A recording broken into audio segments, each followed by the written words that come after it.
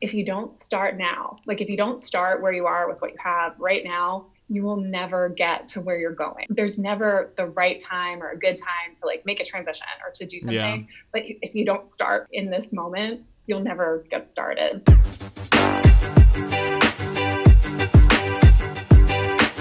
You're listening to the Kristof Lewis podcast, a podcast where I have conversations with inspirational people. My name is Chris, but my family calls me Kristof. My goal is to have as many conversations as possible with people who have forged their own path by pursuing their dreams, making them a reality, all the while emitting positivity and sharing this knowledge with others. I seek these people out and share this information with you, proving to the world that you can do what makes you happy and do what you want for a living while being a good human being. We'll talk about careers, but we'll also cover any story that inspires. Let's do this while helping each other. Thanks for listening. I'm happy you're here.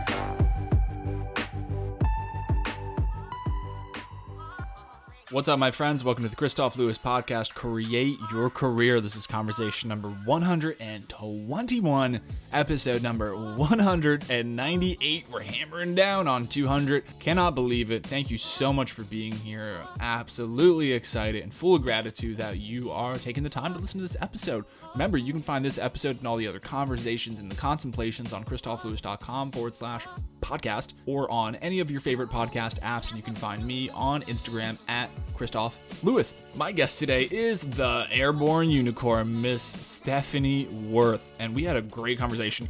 I think we broke a record with how many topics and subjects we talked about. Like, this was littered with great information. A few of the things we talked about are that she's active duty Army right now, and she has a business on the side. So how is that possible? And what I love about that is, regardless of if you are in the military or if you're a civilian, to have this day job, this really strenuous day job that takes up a lot of your time, be able to create something on the side, be able to create that time to do something. Don't be held down by these shackles that I believe that society has convinced us, deceivingly enough, that we can't do all of these things. We can't find the time or do anything we want to do, when in reality, you don't find the time. You have to make the time to do what you want to do. And Stephanie does just that. We also talked about how it's so easy to say you're going to start something. Like, you just have to start.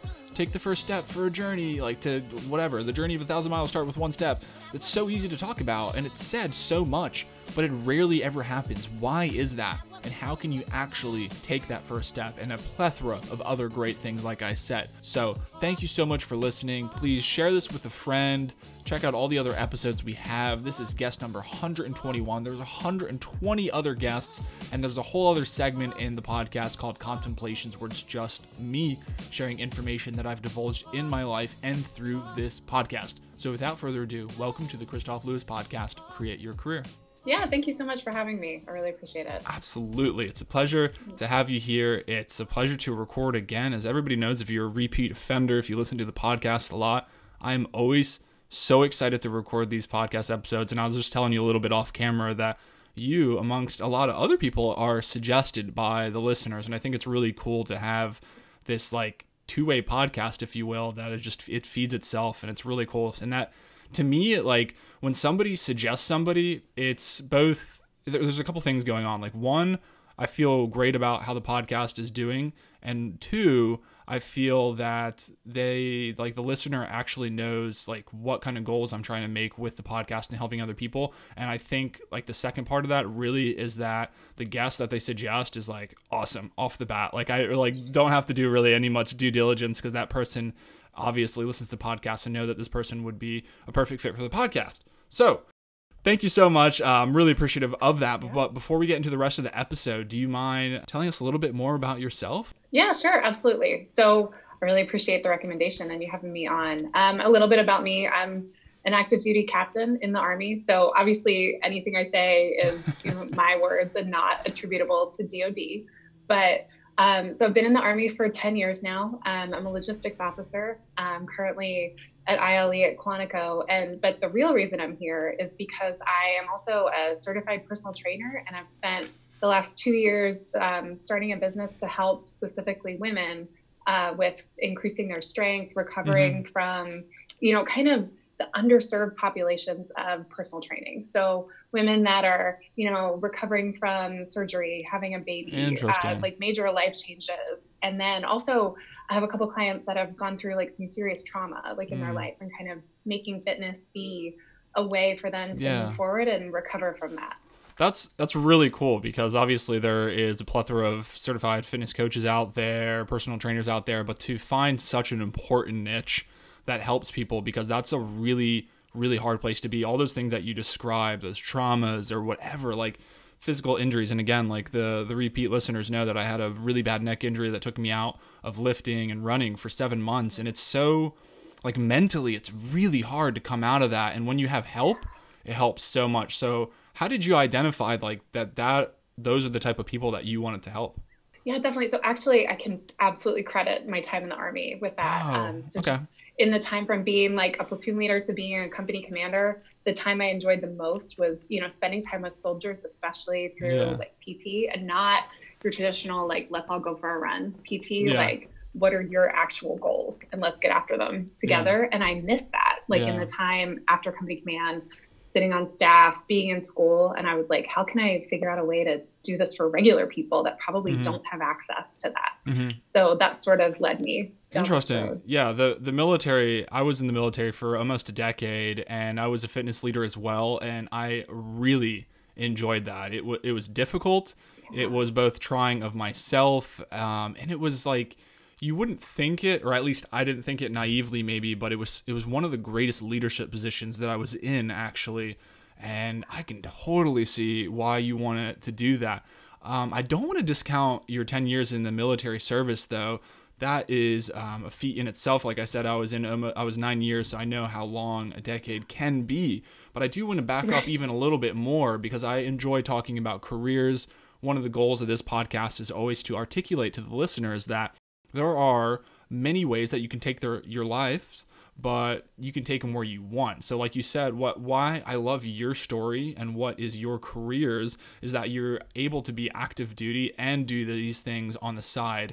And I love highlighting your story because it shows that you don't have to be like strapped to doing one thing, because I think, and I will say, from a lot of times from experience, people think like, oh, I'm in the military, I'm in this contract, I can't get out, I can't do anything else on the side, but there are so many options. So the first question that I want to ask to lead into the next question would be, why did you join the military? And is it your plan to stay in for, 20 years like many are?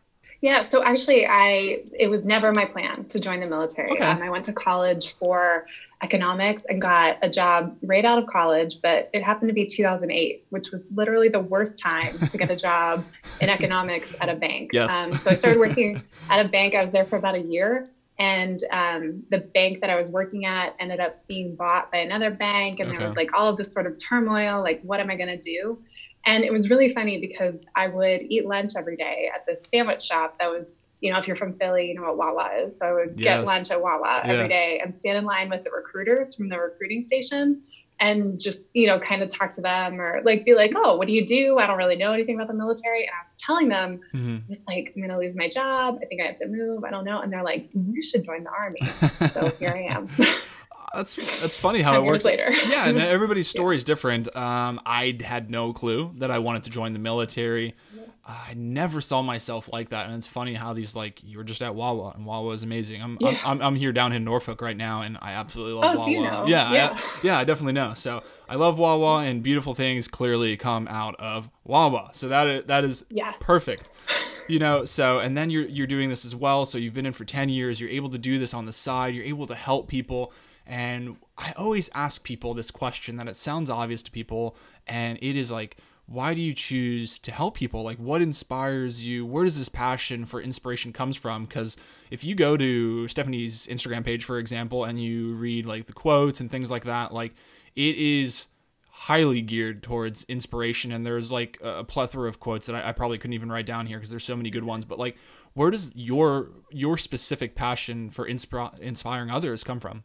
So I'll tell you, it's really, all those things on there are the exact same things I tell myself. That's really cool. I remember being in this lecture, like probably 5 years ago, And it was, this general was saying, when you make a decision, I think it is actually a Mattis quote, but I didn't know that at the time. But he said, when I make a decision in the military, it's not that I'm the one making it. I don't make it in 30 seconds. I have, X number of years of experience that led me up to be able to make that decision. And, I kind of found myself with my fitness journey being like, why am I not documenting this and figuring out a way to share it with others? Like all the things that I've overcome and all the hours that I've put into researching this for myself, for my soldiers. Why am I not sharing it? So that's sort of over the last 2 years after I came out of command and sort of, really had no audience or outlet to share that information. I was like, how can I document this and, kind of better other people through the research I've done and have it not be for nothing. So that's sort of. Oh my gosh. Yeah, no. And I love that answer because it coincides with almost exactly one of the many reasons that I do this podcast. I love it because I get to learn, and then I not only get to learn, but it's obviously recorded and people are clearly listening to this right now. So I'm able to learn and educate other people with all these other stories that like people may not get the opportunity to speak with you or the other 120 people that I've been able to speak with. So now there's this, conglomeration of all these people and all this information, and I've like now had 121 people that I've gotten to ask like really cool questions from and learn more about your why and be inspired that these people are going out there and doing it. Because again, like a lot of times I thought that life was, and this is so silly in retrospect, but I thought life was so linear and you could only do like one thing at a time. Like, and then now I have a day job and I have a family and I podcast, and there's like just, you can make time for things even though you think you can't. And I just love that you have this continuous yearning for knowledge, and then you were able to move that into helping other people, because helping other people is such an important thing that I don't want anybody to miss. So that's really neat. And I also think it's neat that not at the time, again, clearly, but when you were you said you were working at a bank for a year and it was looking dismal. It was 2008. Obviously, that was not a good time in the United States government, and it obviously kind of pulled out into the rest of the world too, but specifically here for those listeners in this country. But you weren't like, you didn't give up, obviously, and a lot of times you can't be in a position to give up, but you looked at your options, and then it sounds like you had the college background. So did you go in as an officer, or did you do something else in transition to being an officer? So I went through like college option, OCS. So I went to basic training first, and then went to OCS at Fort Benning and commissioned through there. Okay. And speaking of Instagram, or it might have been your website or something, but I did see where it said like, what's your own larger goal or purpose? What's your why? And you were asking other people to ask that of themselves. So I wanted to ask you here today, like, what's your own larger goal? What's your purpose? And what is your why? So honestly, my why for the whole plethora of the things that I do. So from the Army to, the personal training business to supporting my husband and his own business, is that if you don't start now, like if you don't start where you are with what you have right now, you will never get to where you're going. So I was like, there's never the right time or a good time to like make a transition or to do something. But if you don't start like in this moment, you'll never get started. So a lot of the things that I do, I'm kind of, I've kind of for the last 10 years sort of kicked around and tried to figure out what do I want to do? What am I passionate about? And it just been in the last like 3 or 4 years that I've really like set a focus and a direction based on kind of, what we talked about, helping others, furthering, sort of what I've learned and going forward. Yeah. And how crazy is that? That's another, I don't want people to miss what you just said. You said for the last 10 years, you've been trying to think about this, like what you wanted to do. And only in the last 3 or 4 years have you really started to identify what that path was. And I think that's really important. That might be, everything we've talked about is really good so far, but this might be one of the more important ones because we live in an impatient culture. I am personally very impatient. However, I'm 32 years at the time of this recording, and let's see, it's been, roughly 10 years, 8 to 10 years of me trying to figure out, like I was saying, like I thought my life should be so linear, and now I'm figuring out now, like literally in just like the last couple of years, what I really want to be doing. And it's still not completely defined, but I know it is rooted in bettering myself every day, making the best decisions I can every day, doing the best I can every day, and helping other people every single day. And those are all the things that you're doing as well. But I do want to say again, highlight again, that it's only been like, that's 30 or 40% of a decade that you've really had this alignment. But it's cool that you've been able to do that, because now that you've had that, I imagine, I mean, you're only going to build upon that, and you're only going to excel from here. And you also mentioned your husband has a business and you're helping him as well in that sense. And it's, is he have like an entrepreneurial spirit as well, or what? Obviously he has a business. So are you all able to work together as a team, even though you have your separate businesses? Oh yeah, definitely. So he actually, he got out of the military. It's been 4 years, and he's he's in the National Guard still, but he got out of active duty 4 years ago. And then he is he does wedding and event photography and videography, and, makes short films, does all of that. So that's been his passion since I've known him. And he was always kind of afraid to make the leap to turn it into a business. And honestly, it's been so inspiring watching his journey of, doing that full time now. Okay. And can I assume safely that it is behind you, the Jaw Fox is the photography? Oh yeah. Okay. Yeah. I'm sitting in his studio because my office doesn't have a door, and you would hear screaming children with the babysitter if we're in my office. Yeah. My daughter was just screaming downstairs. My wife so graciously helps me out so I can record at this time of day. But yeah, if you're on YouTube, you can see it. But if you're listening, it's Jaw Fox Photography. But it's really cool that you're able to do that. So now it makes sense, because I know I've seen you mention that you are helping this individual to do this, and it's incredible to have that teamwork, to have that synergy, to be able to work together and help each other out and support each other. Because I think a lot of times, so we talked about being in the military and also doing your passion on the side, even not to say that you're not passionate about the military, but being able to support your spouse at the same time. But then in the reciprocal, your spouse is able to support you, because obviously you probably don't have a lot of downtime, if I could guess. Right. Yeah. No, none. It takes a village. And I think that's really important too. I'm sure you know this too. Anybody that's starting out to do their passion, do not be afraid to ask for help, because you can't do it by yourself. Yeah. I'm sure you experience that too. I find that the more I ask for help earlier, the better.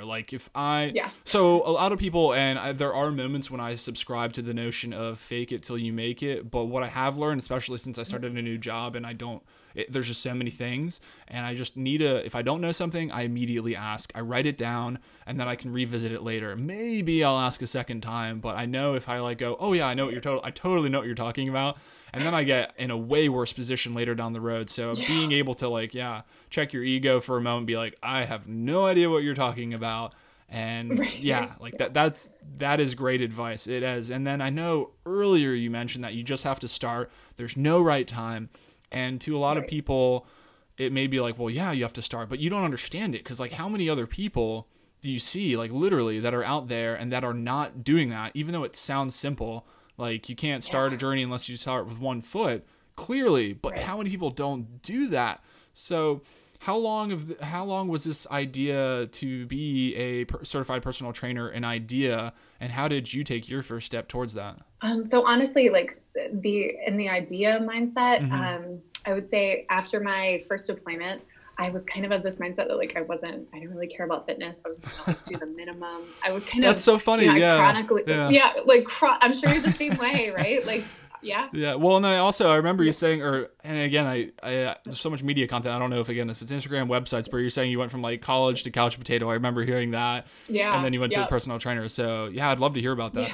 Yeah, definitely. So after college, I was an athlete in college, but I was on the equestrian team, which is horseback riding. Yeah. Cool. So that's not you're not out running, you're lifting weights in order to muscle this huge animal around, basically. Sure. So then sort of when I got the job at the bank and, 2008, it was really stressful, gained a bunch of weight and then had to lose it all to join the Army. Oh, wow. And then kind of, I'm sure a lot of people know that once you join the military, you overcome your initial steps, you show up at your first unit. Mm-hmm. And for me, I immediately deployed and was in Kuwait and kind of gained a lot of it back.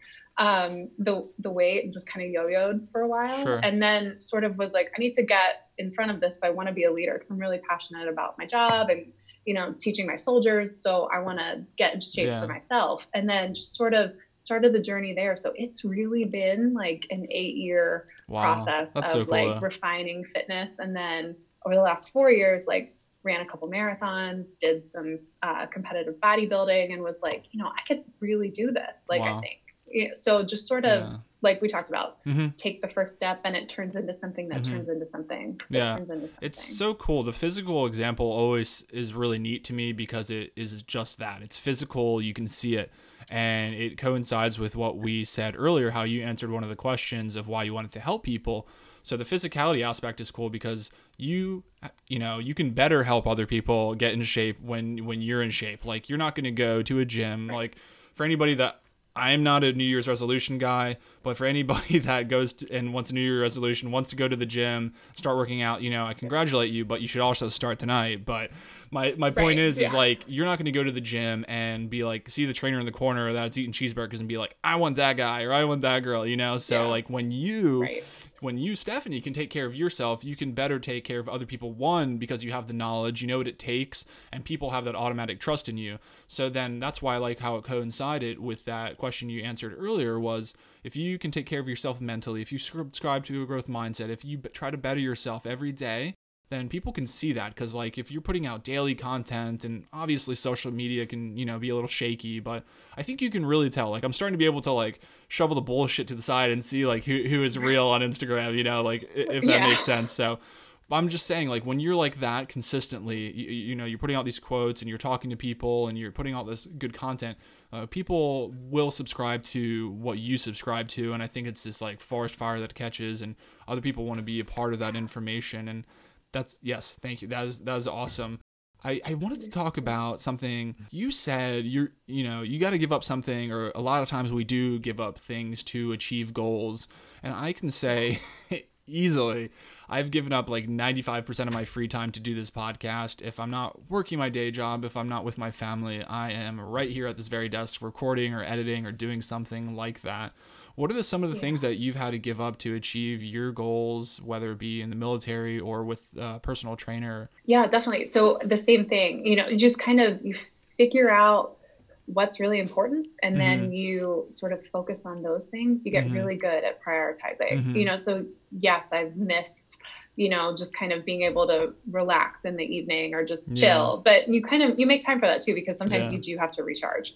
But yeah, you give up a lot of free time. You give up time to go away with friends, or, as I'm sure you know too, you know, you're like, everyone's going out to dinner on Friday, can you come? And you're like, no, I want to hustle so that I can have the life that I wanted, you know, like later. So I'm doing all these things now so that I can have something greater in the future. Yeah. And that's hard to do, especially. So there's two things that I take away from that. One, you do miss the relaxing, but I will say that when you do finally relax, like, I typically don't do anything after work on Friday. Like, Friday I'm off, I have date night with my wife, and we go do our thing. And I will tell you that it is so much, like, when I finally like soak into the couch, I'm like, wow, like I earned this, and it feels really, really good. Another thing you said, like, when people, you know, want to go out or whatever, I would say that if you not you specifically, but anybody listening to this, maybe including you, that if you do constantly have friends that are constantly asking you to go out and do all these things, then maybe they don't align with the things that you want to do in your life, you know, and but I think the more you do that, the more they recognize how consistent you are actually about that. Because I know I am very consistent about the things that I want to do and the goals that I want to achieve in my life. And I know that people recognize that. And I guess I also probably don't have a lot of friends, so people don't, no, I'm just kidding. No, I totally get that. But like I said, the relaxing is so much more rewarding. Have you had any major obstacles through these? I mean, not even in just the last 10 years, but before the military or just in your life, have you had any obstacles that you've had to overcome to get to where you are now? And what did you learn from those? So I'll say, like, listening to your podcast and some of the people that you have had on here, the obstacles they've overcome have been absolutely like insane. So nothing compared to that. Well, we're all different. You know, we're all so different. You've had people that have been so inspiring. Oh my gosh. So I'll tell you, like, I'm a pretty chronic podcast listener. I have a pretty long commute, so I listen to a lot of podcasts. And man, like, some of the people you've had on. Thanks for like listening to Christina, mine. Like, yeah, like she is fantastic. Like, so many obstacles, so many things that they've overcome. So nothing compared to like many of the people you've had on. And No. they just, I would tell you personally, and again, anybody listening, that we all have our own obstacles. And I think they are all so relative to each one of us. They're all so unique to one of us. And I don't like to, I saw somebody like comparing a tragedy the other day, and I was like, first of all, I didn't even engage because it was on social media, and I'm like, this person's just going to go off on me. But I will say in my head, I was thinking like, you can't compare tragedies. You can't compare obstacles or most interesting problems, you know, as I say them sometimes, in your lives, because they're just, we all, like, we could experience, you and I could go experience something in the military right next to each other, like on a deployment or something, a tragic event, and I could be like, oh, that was shitty, but, you know, I'm okay. And you could be like, oh my God, I have to go talk to somebody right now, you know? So everything is so different. No, I don't think there's anything wrong with that. But what I think is even equally inspirational about that in of itself is that even, you know, regardless of not having any, and I'm sure we could get into it, but even, you know, not saying anything in that respect, to continue to help people, you know, despite that lack of adversity, maybe, I think is saying something. Because a lot of times if people have that quote unquote, and I'm not saying you've had a comfortable life by any means, please, but I'm saying when people have had, you know, you're saying something like that, but then you do continue to help and choose to help people, I think that's very inspirational that you do that. Well, I appreciate that. And you know, it's all perspective too. And it's something that, like you said, something that somebody overcomes and it was like, oh, that was like nothing, like not a big deal. That's like a huge mountain for someone else to climb. So yeah, absolutely. And I always kind of have the mindset of like, you never really know what somebody's really going through.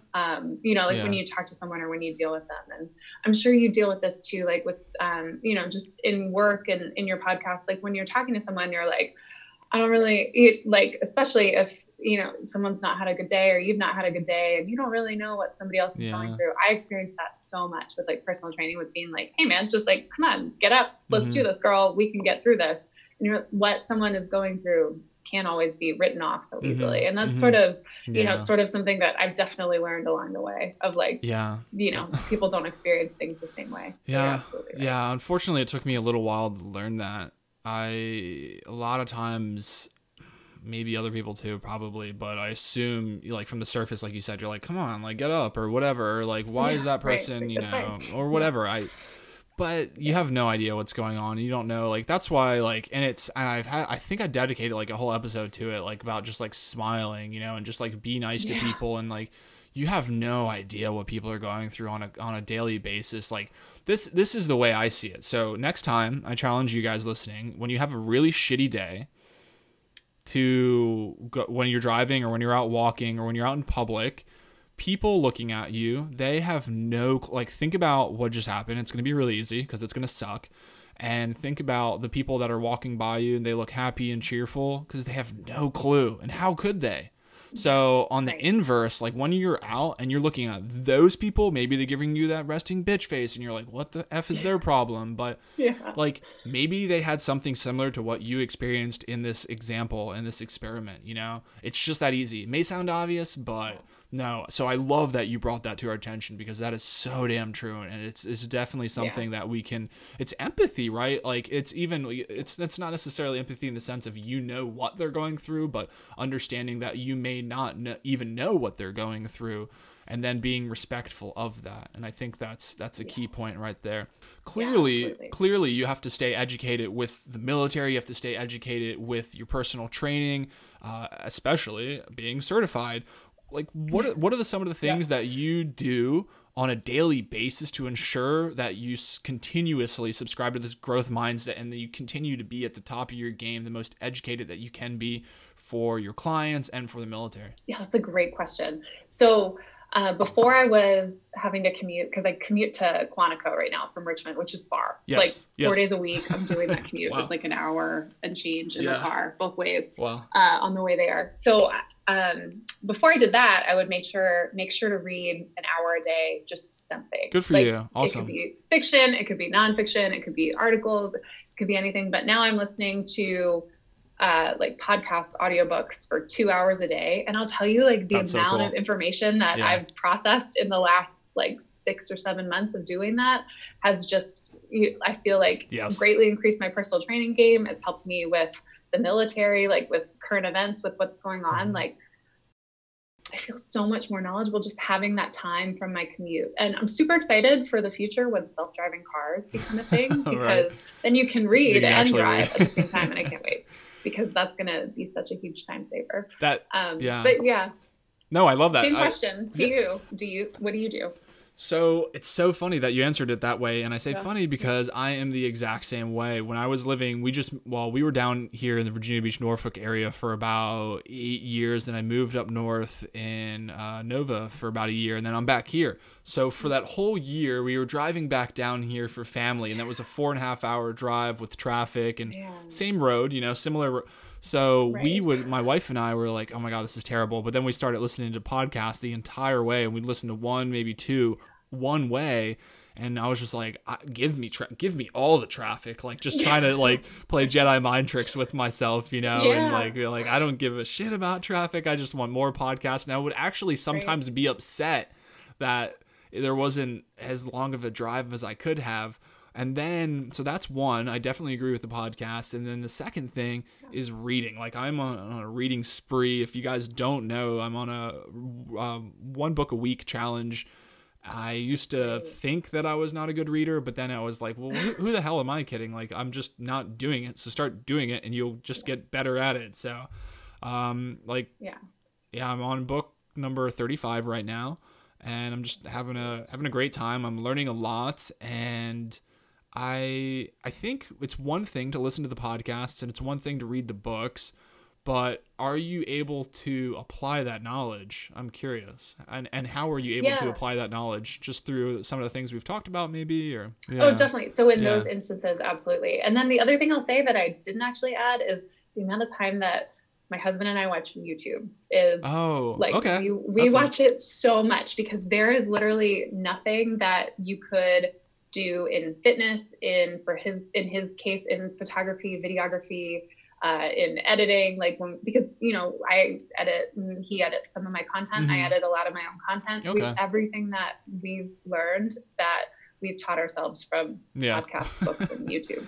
That's so good. Honestly, no degree required for those things. I know. And how cool is that? So you obviously do have a career, and I always like to note to people as well, like, you don't have to go this linear path of, especially what society drives us to. You have to be somebody that goes to college, and I personally dropped out of college, but YouTube is so damn good. I think essentially what we've discovered together, which many people do know, but I will say right now definitively, is that there just is no excuse not to start and not to continue your education, like I posed in my question, and being able to do it through reading these books, being able to do it to watch these or listen to these podcasts, or watch the podcast if I'm on YouTube as well. And then there we go, the third thing, like YouTube, there's so many things on there, and just people are so, like, people on YouTube, people on these podcasts and all these books, like, getting to learn and being able to learn from other people is absolutely priceless, and it's so easy to do it. And I think it's so cool that you're able to do that with your husband, and I love being able to be a teammate with my wife. And I love that you brought that aspect into this podcast. But before we get out of here today, I do want to make sure that people can find you on Instagram handles, websites, or anything like that. Yeah, definitely. So primary means to find me is Instagram, Airborne Unicorn RVA with underscores in between. I'm also on Twitter, RVA Unicorn on Twitter. I have a Facebook page for the personal training. So I really only train women, but I can recommend some awesome male trainers on there. And I'm also on YouTube, Airborne Unicorn. So awesome. Yeah. Well, you all will be able to check out all that stuff. It'll be in the show notes, the YouTubes, the Instagrams, and all of the good stuff like that. All right, Stephanie, like I said, thank you so much for your time. This was really fun. We hit like a ton of topics. I think more than I usually hit, and it was really good. It was like, I feel saturated with knowledge right now. I feel awesome. I feel invigorated. So thank you so much for your time, and have a great rest of your night. Absolutely. Thank you. See ya.